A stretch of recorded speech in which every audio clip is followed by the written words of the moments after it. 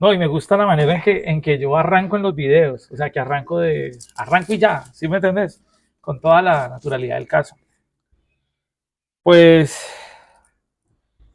eh, me gustaría, aunque sería un poco brusco, que sí, fuéramos tomando ese giro para que entremos, aunque estamos hablando de lo humano, que es tan amplio, ¿no? ¿Cierto? Es tan amplio. Empezáramos a de pronto trabajar en como en este paralelismo, pues, de hombre, comunidad y cultura, quizá, que es hacia donde más me parece que quisiera como enfocar esta conversación. Sobre todo, pues, la manera en que el humano primero se entiende a sí mismo, cómo entiende qué significa lo puramente humano para él. Luego, por ejemplo, cómo sería para la comunidad y cómo en este encuentro de todas estas diversos humanos que se creen humanos, se crea la cultura, ¿no? Porque es que la cultura tiene eso de problemático. Así mismo como el concepto de rojo. Imagínate, si es complicado llegar a un acuerdo de lo que puede ser simplemente un color como el rojo, ahora imagínate que 50 personas se pongan de acuerdo sobre lo que es la cultura.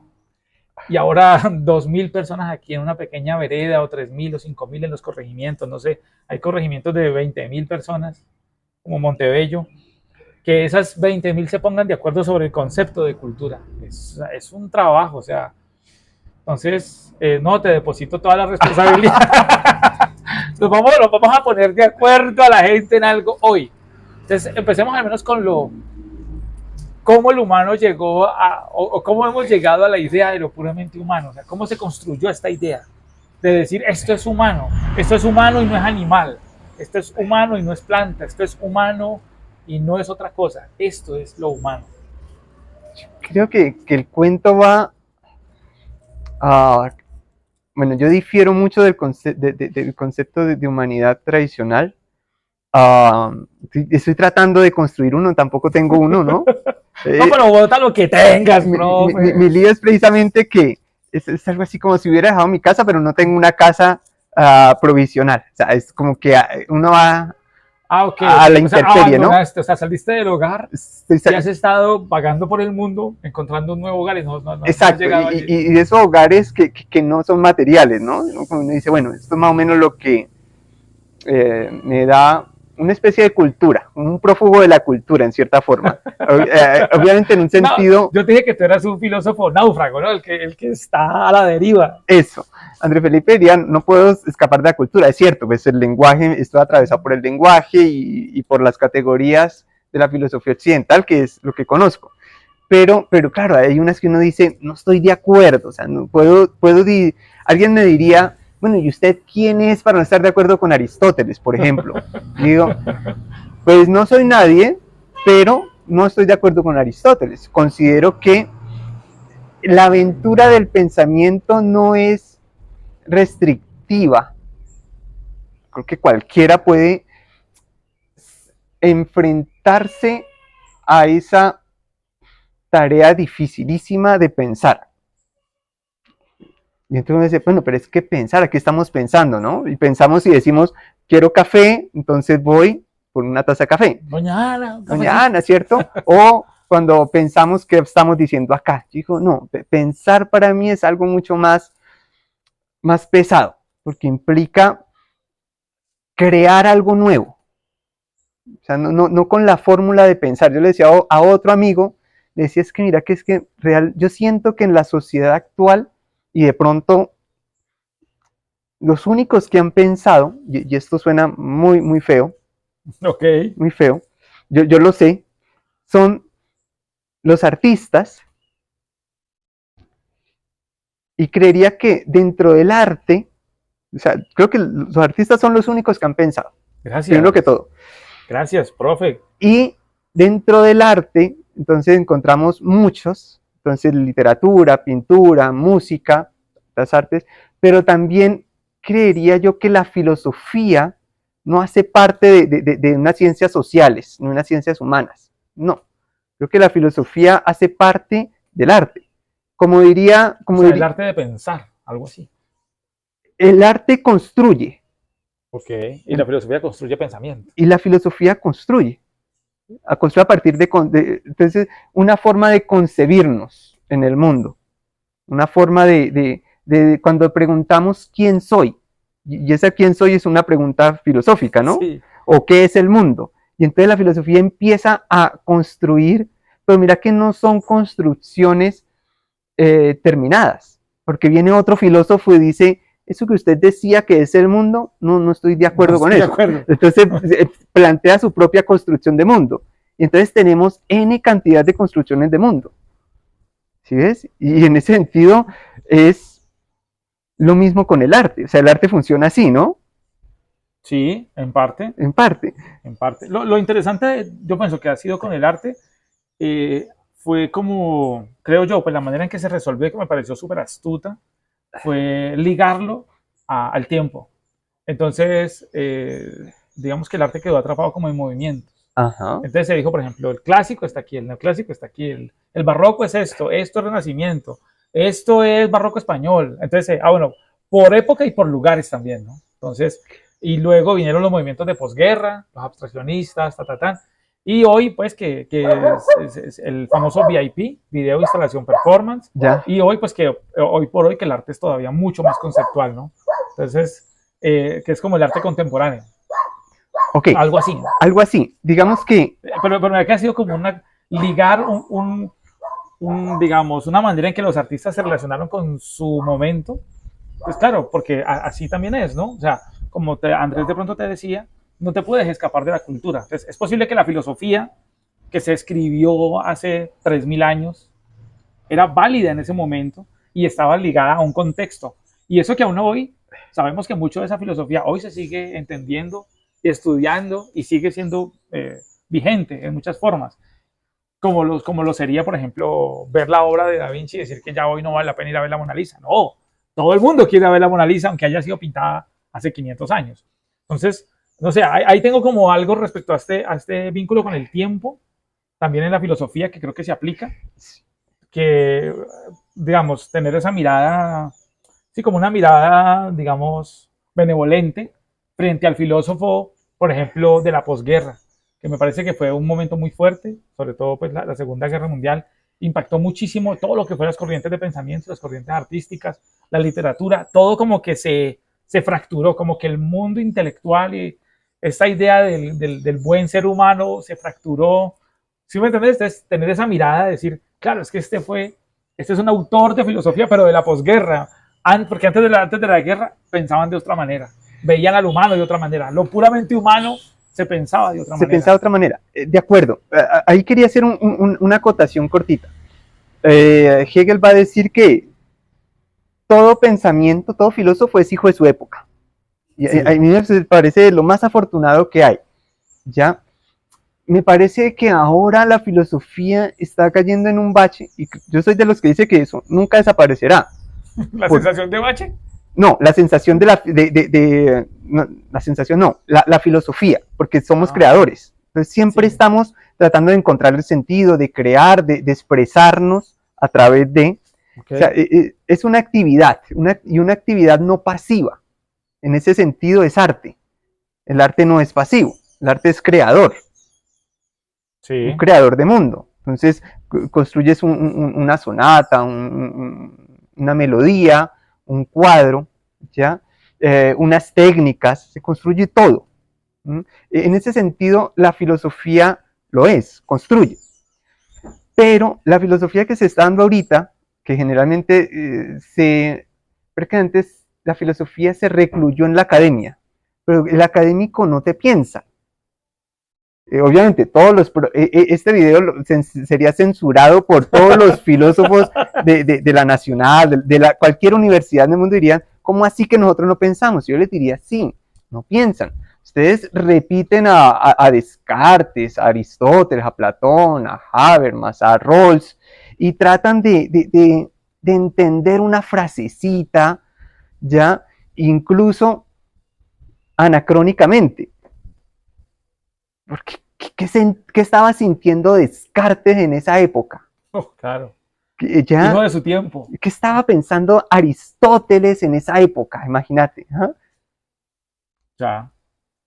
Y entonces decimos, o sea, no, si decimos es que los conceptos son abstractos y esa abstracción los hace universales. No, porque fueron creados, fueron concebidos precisamente en un tiempo, en unas circunstancias temporales. Sí. ¿Ya? Y en esas circunstancias temporales, entonces no puedes sacarlo de allí y traerlo acá y decir, esto era lo que pensaba Aristóteles. No podemos saber. Y sin embargo, se siguen todavía actualmente, hay gente que sigue escribiendo N cantidad de páginas sobre la virtud en Aristóteles. Sí, está bien. Está bien. Creería que lo válido está en coger a Aristóteles y tratar de modificar, ¿qué es lo que se hace realmente? Modificarlo a las necesidades actuales. Ya. O sea, tú lo que, bueno, o sea, lo que estoy como interpretando es que se le ha, sí, como que no se ha planteado propiamente esta característica del filósofo como creador. ¿Sí? Exacto. O sea, se le ha quitado esta característica y por eso vos decís que en la academia no se piensa, porque no están ocupando esa facultad creadora. Algo así, no están dedicándose a su... Es algo así como, yo qué sé, el barroco. Entonces vos decís, solo podemos crear a partir de, siguiendo la línea del barroco. Ya, bueno, y también entendiendo que curiosamente en el arte pasa lo mismo, ¿no? O sea, el concepto de arte es moderno. O sea, el concepto de arte, por ejemplo, si no estoy mal, 1300, 1400 para atrás, no se llamaba arte. Sí, todos eran como oficios. O otras cosas. Sí, tenían otros nombres. Es decir, no podríamos hablar de arte griego. No, en esa época no se llamaba arte. Ya. Otro nombre, el que enmarcaba lo que estos sujetos que esculpían o pintaban hacían. Pero no era arte. Ellos no estaban gobernados diciendo, ay, necesito una musa de arte. No, ellos no tenían ese conflicto. Ese conflicto viene prácticamente del Renacimiento italiano. Prácticamente empezó a surgir la idea de arte. Desde ese entonces que se viene planteando tanto el concepto de arte como los conceptos de cultura. También se empezaron a construir o sea, tienen, no sé, 500, 400 años en la humanidad, pero no tienen 3000 ni 5000, no. El concepto de cultura es moderno. Es moderno, de acuerdo. Digamos que ahí con la cultura, para que lo pongamos, a mí me gusta pensar la cultura y no sé si será el origen como tal. Oh, pensátela, pero por eso estás aquí. A mí me gusta pensarme la cultura como lo no natural. Es decir, como la contraposición al mundo natural. Mundo natural, los árboles, el río, los caminos, o sea, ya está. ¿Ya? Los caminos no. Los árboles, el río, las piedras. Bueno. Los caminos ya pueden ser culturales. Los caminos son culturales, sí. Los caminos son culturales. Mejor dicho, todo lo que sea artificial, o sea, esa modificación humana del entorno. Sí, como el jardín. Como el jardín. El jardín ya es tomar eso natural, que eran las plantas. Exacto. Y hacer desde la estética o desde, no sé, proponer unas plantas, no, estás aquí, yo quiero flores allá. Eso es cultura. Eso es cultura. O sea, ya de entrada tenemos eso. O sea, entonces decimos, la cultura es algo específico de una sociedad y decimos, no. Ya un grupo humano ya es cultural. Ya, aquí en esta casa que ponen jardines. Aquí en esta casa. Incluso podríamos decir una comunidad indígena en el Amazonas, ¿ya? Que no haya tenido contacto con la civilización occidental. Pero entonces ellos se organizan de tal forma, tienen una construcción de vivienda de tal forma, comen tales alimentos y lo comen de tal forma y los comen, hacen algo con sus muertos. Ya. Tienen un rito para comer, para reunirse, o cada uno lo hace por su lado, como sea. Tienen un rito y una forma de dar a luz, de curar al enfermo. Entonces, si decimos sí, ya, hay cultura. Hay cultura. Y entonces decimos, ¿qué es lo que decimos? Bueno, pero entonces, ¿por qué nosotros tenemos más cultura y ellos tienen que ser como nosotros? Porque ellos son casi salvajes, bárbaros, porque no tienen cultura y nosotros como los sí. De la Leonera, que somos unos incultos. Y entonces ahí es donde yo veo que falla la cuestión o una cuestión de dominancia cultural de una cultura sobre otras. Entonces pensamos, por ejemplo, yo qué sé, la cultura europea. Somos muy eurocentristas, ¿no? Entonces decimos... Absolutamente. Claro, en el arte, entonces siempre estamos mirando allá, el Renacimiento, bueno, lo que sea, en música, en... No, y curiosamente cultura, yo creo que ellos allá miran para acá. en O sea, filosofía. nosotros miramos para allá y ellos miran para acá. Claro. Les ha de parecer más interesante, no sé, un ritual en medio del Amazonas, porque se vienen, vos sabes que se vienen desde por allá a meterse al Amazonas, a tener el contacto como más primario de lo que puede ser lo puramente humano. Una comunidad desnudos en medio de la jungla, masticando coca o machacando yagé y en sus viajes. Para ellos eso es más atractivo. O sea, curiosamente, ¿no? Lo más simple, la expresión más simple de lo puramente humano. Porque allá ya han complejizado mucho, creo yo, pues esas estructuras jerárquicas, lo social, la política, la economía, todo es tan complicado. Y allí hay algo que me gustó de eso que estás diciendo, cuando planteabas de los rituales acá en el Amazonas, en el Putumayo, de lo puramente humano. Para mí lo puramente humano está más arriba, te decía en estos días, hablando con Andrés, Platón hace una distinción, ¿no? O sea, los animales abajo, los dioses arriba, y nosotros los humanos en el medio, ¿no? En el medio, donde nos toca. Claro, ahí. Y entonces, a mí esa imagen a mí me gustó muchísimo, decía, pero eso que nos pone en el medio es la razón. ¿Qué es la razón? Entonces decimos, me gusta pensarnos como podemos podemos llegar a ser humanos. Entonces yo, en mi concepción, yo me veo como un animal racional, pero no como un humano. Me gusta es una frase del Principito, creo que es del Principito, no sé. Veo muchos humanos, poca humanidad.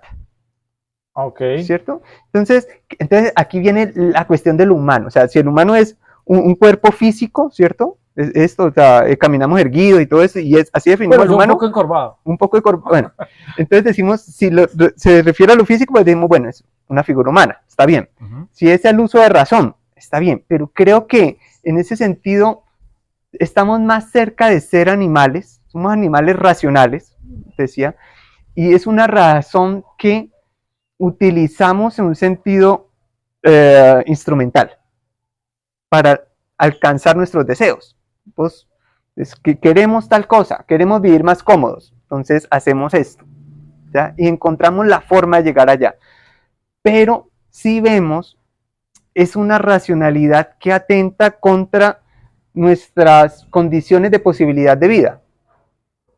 Nuestra racionalidad nos ha llevado a acabar con el medio ambiente, con la naturaleza, no, y también, acabar con ríos. No, y también le imponemos a, digamos, por ejemplo, esto de extrema pobreza, ¿sí? El concepto de extrema pobreza, yo pienso que se alude a personas para las cuales, digamos, se ha dificultado entrar en estos roles sociales, pues, no sé, acceder a la educación superior y cosas como estas. Entonces, terminamos en la frase, el pobre es pobre porque quiere, pero realmente, digamos, hemos privado a ciertas personas de que puedan acceder. O sea, nuestra racionalidad nos ha llevado a decir, por ejemplo, no, como a lo Foucault, el loco para el psiquiátrico, no, le hemos quedado como unos espacios, la cárcel, el manicomio, ¿sí? Entonces, hemos privado, creo yo, no a pocos, a muchísimas personas de aquí, de este planeta, donde habitamos hoy, de tener una vida, digamos, posiblemente una palabra, puede ser una palabra, como una vida digna, quizás, o una vida, bueno, porque claro, si tú, por ejemplo, y aquí quiero terminar para darte la palabra, vi el otro día como una suerte de documental de unos indígenas justamente que terminaron cerca del Caquetá y se acercan pues a la ciudad, empiezan a vivir allí en medio de la gente y ellos no tenían obviamente las prácticas de esta comunidad urbana, entonces ellos decían a robar, o sea, la gente decía, no, es que estos manes vienen y nos roban, porque claro, en los árboles hay frutas y ellos van y las cogen. Pasó una gallina, venga para acá, para el almuerzo. Decían, no, es que ellos roban. Pero claro, ellos venían de la selva donde no hay que comprar, no hay ese intercambio monetario. Pero claro, viene la sociedad, venimos nosotros, pues los seres racionales, y les imponemos a ellos una carga. Y ahora les decimos, son ladrones. Los convertimos en ladrones. Y posiblemente quieren como quizás llevarlos a la cárcel, pues, y ¿sí me entiendes? O sea, es muy loco lo que pasa cuando nosotros estamos hablando, pues, propiamente de lo racional. Claro, y aquí viene un problema de la razón. Y la razón siempre, o una de sus condiciones primarias, fundamentales, es dividir. Para poder entender, la razón no comprende. Yo creo que nosotros no comprendemos a través de la razón. La razón nos permite entender algo, pero como dice Descartes, ya para entender algo, ¿qué hacemos? Primero dividimos, ¿cierto? En su método, su famoso discurso del método, dice, bueno, tengo un problema, tengo esto, ¿cómo lo entiendo? Ah, pues lo separo, ¿no? Lo analizo, entonces lo separo en sus partes constitutivas, en filosofía sería en sus conceptos, ¿cierto? Tengo algo muy grande, vamos a dividir estos diferentes conceptos y trato de entender el concepto y después sintetizo todo eso, trato de armarlo, ¿no? Pero ahí hay un entendimiento, pero no hay una comprensión. Unir. Creo que la comprensión trasciende lo racional. Entonces, voy de nuevo. Creo que desde la razón nosotros siempre estamos dividiendo. Entonces, mira que nuestra lógica siempre es una lógica binaria. El bien y el mal. Bien y el mal, bonito, feo, ¿cierto? Y estamos colocándolo allí. Igual, siempre estamos dividiendo. Y nos cuesta pensarnos el tanto que en nuestra concepción de lo divino tuvimos que pensarnos a un diablo. Claro. Claro, porque existe el mal, pero Dios no puede ser bueno y malo a la vez. ¿No? ¿Cómo así? Entonces, no, necesitamos un Dios malo. Tiene que ser el diablo. Claro. Tiene que ser un diablo, porque si no, entonces, ¿cómo así? ¿Y de dónde sale el mal? ¿O para dónde se van los malos, no? Porque los malos no pueden ir para el cielo. Para los buenos, ¿dónde vamos? Exacto. Entonces uno dice, no, tiene que... Entonces, mira, nuestra lógica racional implica una dualidad. Siempre estamos separando. Y podemos entender, y desde allí entendemos, y desde ahí nos movemos. Pero la comprensión implica esa articulación, pongámoslo así, entre lo bueno y lo malo. O poder vivir sin esa dualidad de bueno y malo. Y la gente dice, no, pero no podemos vivir sin bueno y malo porque hay bondad y hay maldad. Y uno dice, pero es posible poder ver el mundo por fuera de una dualidad bello, feo, bueno, malo, conveniente, inconveniente, porque siempre lo estamos poniendo en eso. ¿Me conviene o no me conviene? ¿Me beneficia o no me beneficia? ¿Lo hago bien? ¿Lo hago mal? ¿Ya? Entonces decimos, esa división es netamente racional. Y creo que hasta allí la razón se queda en una perspectiva muy limitada frente a la humanidad. Entonces, yo me pienso la humanidad desde esa posibilidad de comprensión del mundo. Y cuando hablo de comprensión, hablo de unión. ¿Ya? Hablo de unión. Es algo así como si fuéramos unos animales que podrían ver el mundo de una forma divina, como lo vería Dios. Como un todo. Como un todo. Okay. Como un todo. Entiendo a lo que vas. O sea, que tú ves lo humano, ahí sí ya sería lo humano. Lo humano. Como esta capacidad de ver ese todo. Ese todo. De lo contrario, simplemente somos animales racionales, animales que estamos dividiendo, animales que estamos armando como unas estructuras para poder entender el mundo. Pero cuando un algo, digamos, alcanza un real nivel de comprensión, entonces ya ahora sí es humano. Es capaz de juntar todo esto y ver al bueno y al malo, ver la naturaleza y ver las estructuras como por ejemplo las casas, los edificios, juntar todo esto y decir, esto es. ¿Qué? Exacto. Y entonces allí iba con ese ejemplo que decías cuando es que de allá de Europa vienen acá al Amazonas, entonces se van a hacer sus prácticas de espirituales, de yagé, todas estas tomas que se hacen y ya que bien, o sea, ya tienen de razón, lo tienen todo y sin embargo les falta algo. Dicen, yo entiendo el mundo, ellos dicen, entendemos el mundo, políticamente lo entendemos porque hay pobres, porque hay ricos, entendemos el mundo perfectamente, pero uno dice, pero falta algo, o sea, Claro, porque es que ese pobre rico es una narrativa occidental, ¿no? Claro. Es una narrativa muy occidental y quizá capitalista respecto a este animal racional. Para no decir humano, pues. Porque estamos ubicados desde un punto, desde una perspectiva. La comprensión te implicaría salir, suena extrañísimo, porque ya sería salir de un punto y poder tener una visión del todo orgánico, ¿ya? Como una especie de epifanía divina, no sé, una cosa así. El Aleph. El Aleph, exacto. Todo. Exacto. Okay. Y creo... El punto donde se encuentran todos los puntos, que tener una mirada, o sea, digamos, ya no quedarnos en una única orilla, sino ser como todas las playas, pues, recibiendo este océano. Claro, alguien me diría, pues eso ya no es filosofía, eso ya es mística o lo que usted quiera. Y uno dice, bueno, pero la filosofía también tiene eso de mística. Claro, es que la filosofía está allí en ese límite. Claro. Y no, la religión también tiene mucho de filosofía, o sea, ahí estamos. Claro, el punto está hay una diferencia radical entre la filosofía y la teología, llamémoslo así, la religión más bien. Y es el hecho de que la religión se da como ya tenemos la verdad y usted tiene que aceptar esa verdad, ¿no? O sea, se acaba la búsqueda. En filosofía la idea es que la busco. O sea, estás en una constante búsqueda. Estoy buscando eso. Buscando esa filosofía. Y claro, incluso la misma palabra religión, que uno en principio uno diría, es la unión con lo divino, ¿cierto? Sí. Por nuestra cultura cristiana, lo divino es externo, Dios está afuera. Pensemos por qué fue Spinoza. Spinoza fue expulsado de la comunidad judía, ¿no? Porque él se planteó que Dios es todo. Entonces dirían, eso es panteísta, ¿cierto? Claro, entonces Dios no está allá afuera, Dios está en mí también, está en vos, está todo es expresión divina. Claro, el punto es que al vos poner a Dios en todo, vos decís,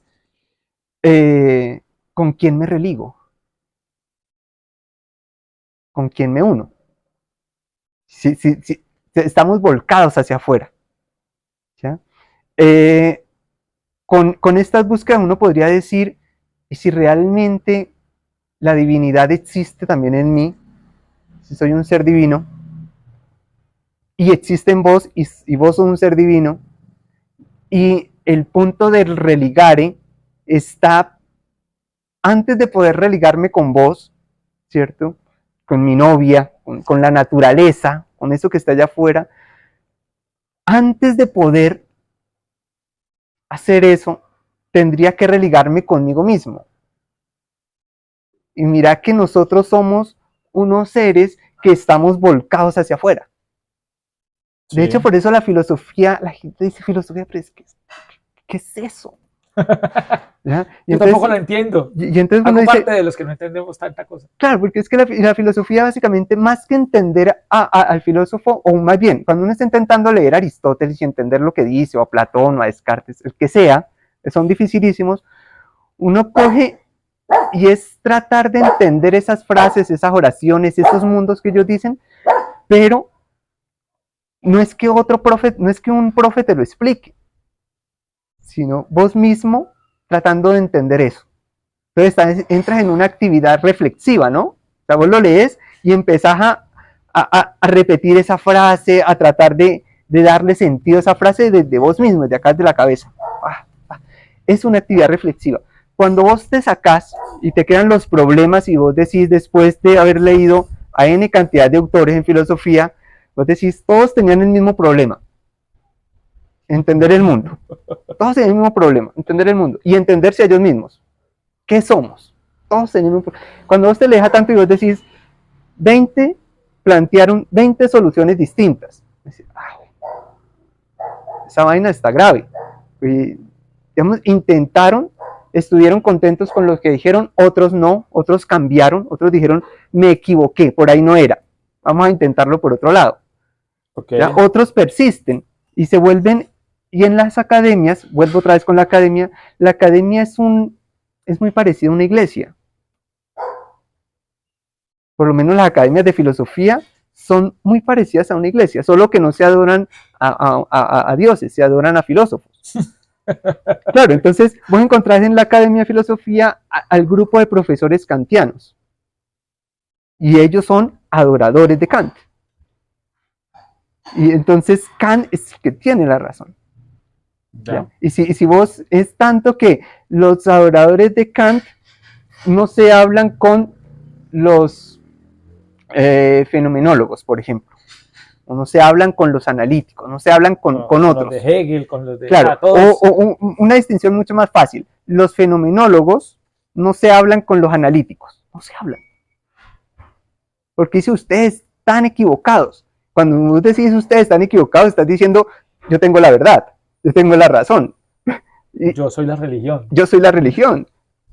Vos decís, ¿qué más dogmático que eso? O sea, tanto que ni siquiera les permite ser amigos entre ellos. Es una absurdidad completa, ¿no? Si es que el término absurdidad es posible. Estás inventando términos. Claro. No, pero me gustó lo que dijiste, porque, claro, me llevas como a pensar que el lector de filosofía, el estudiante de filosofía, que fue lo que te entendí, no está intentando entender a los filósofos, sino que está intentando entender lo que él entiende del filósofo. Claro. O sea, digamos, el filósofo está adentro, acá, camellándole acá. Entonces él va leyendo y eso que lee le produce unas cosas acá adentro y él únicamente se dedica a entender eso que le produce allá adentro. Pero no es que esté entendiendo propiamente Aristóteles. No lo está entendiendo. Si no lo está entendiendo y no lo va a entender al parecer. Claro, y a veces hay un cansancio que uno dice, acepto a Aristóteles como la verdad, o a Hume, o a Kant, o al que sea, y me vuelvo dogmático, un sacerdote. Sí. Ya. Hay otros que decimos, en mi caso, yo digo, me causa ruido Kant, me causa ruido esto, o sea, hay cosas muy afortunadas en lo que dicen, claro, que uno dice, pero hay otras que uno dice, sí, es que el otro día que estabas falta algo, ¿no? Armando el humano, el otro día que estabas armando el humano allí, tú llegabas y empezabas como, rescato de Aristóteles esto, de Kant cojo este pedazo, y empezaste a recoger de un montón de filósofos y a decir, esto es lo que yo más o menos por aquí dilucido lo puramente humano. Claro, entonces, no he producido nada, digamos que cojo, mi producción está en el sentido de que cojo de acá, cojo acá y voy armando mi monstruo, por llamarlo de alguna forma, ¿cierto? Y digo, listo, lo voy armando, esa es mi creación, tu pero... artefacto, tu cultura. Mi artefacto, exacto. Lo voy armando, pero la materia prima no es mía, no la construí, ¿ya? O la voy deconstruyendo. Yo digo, este concepto lo puedo modular un poco, lo traigo acá, y así he tratado de hacer con lo humano. Yo digo, no, creo que hay una... Julián de Subiría, el pedagogo bogotano, alguna vez leía algo que él decía en una conferencia sobre una carta de una sobreviviente del holocausto nazi. Creo que es la carta. Y la carta decía así, a los profesores, una cosa así. Decía, nosotros nos concentramos mucho en formar muy buenos profesores, médicos, investigadores, resolución de problemas, todo. Y todo desde la razón, ¿no? Y desde la estadística y demás. Es perfecto. Pero ¿qué se puso en práctica en la Alemania nazi? Pues médicos que torturaban gente, que experimentaban con niños, y los abrían, les introducían esto, venenos y demás. Uno dice, wow, resolución de problemas. Necesitamos acabar con tanta cantidad de personas, pero a un mínimo costo. ¿Cómo solucionamos eso? Tenemos toda esta gente que para nosotros es indeseable. Se hizo, o sea, fue evidente que se creó como una ingeniería, la ingeniería humana para matar humanos en masa, más barata. Y entonces justamente, claro, porque lo curioso era que tenía que ser de bajo costo, ¿no? Tenía que ser la manera más barata de exterminar una población, una nación. Sí, fue muy brutal. Eso también a mí me parece que como humanos, desde dentro de lo puramente humano, sí, de pronto es como tú dices. Sujetos eso hace muy mucho ruido, muy sujetos racionales, ¿no? muy racionales, pero poco humanos. Poco humanos. Espérame aquí, vamos a parar esto aquí porque ya si no los extendemos otra vez. Espérate.